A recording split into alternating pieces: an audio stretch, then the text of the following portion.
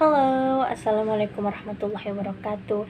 In this video, I want to explain to you about definition clue, but by the way, I'm Sari. I'm a student at Rio University. Okay, back to the topic.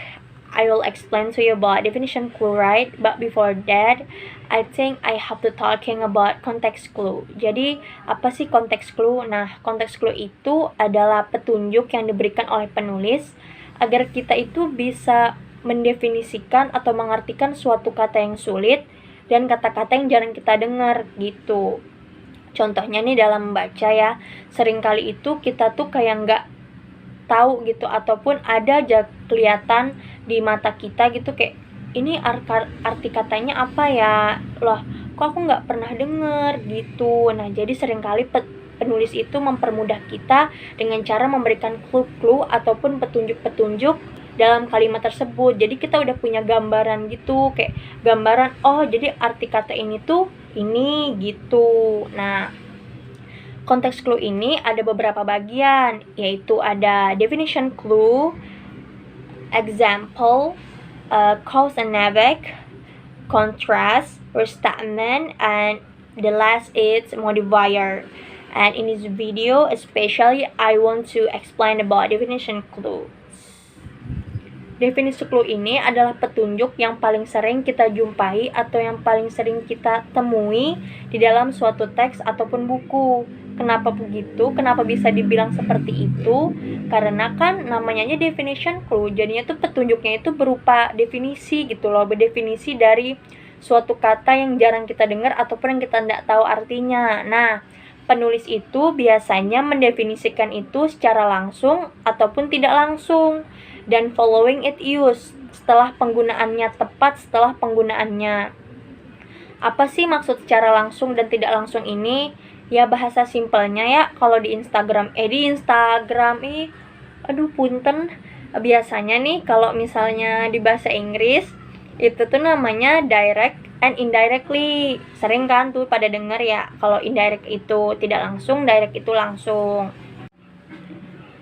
Untuk definition clue yang direct ataupun yang secara langsung, biasa penulis itu memberikan berupa brief definition or providing synonym, atau dengan kata lain ya itu berupa definisi singkat ataupun sinonim yang mendekati dari kata tersebut gitu. Kenapa berupa definisi singkat? Ya karena kan kalau misalnya di teks nih ada satu kata yang jarang banget orang dengar.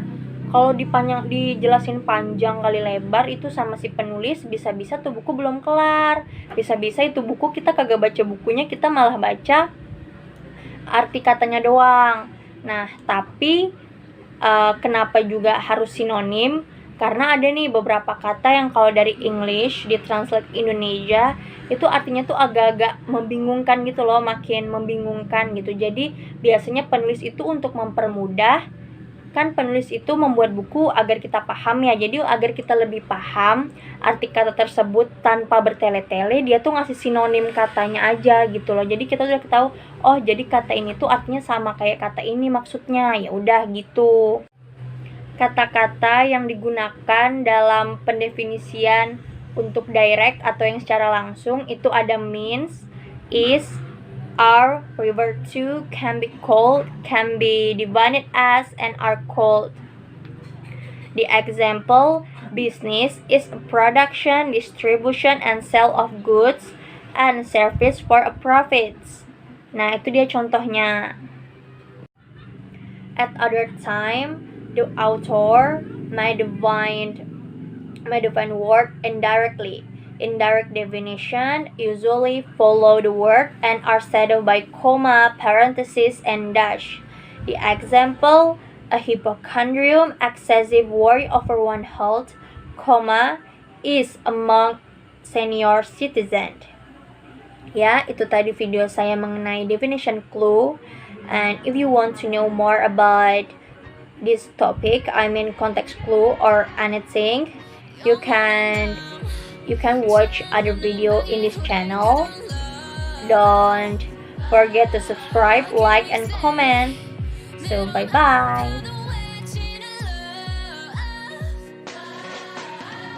다치고 망가져도 나 물 믿고 버티는 걸 yeah. 어차피 떠나면 상처 줄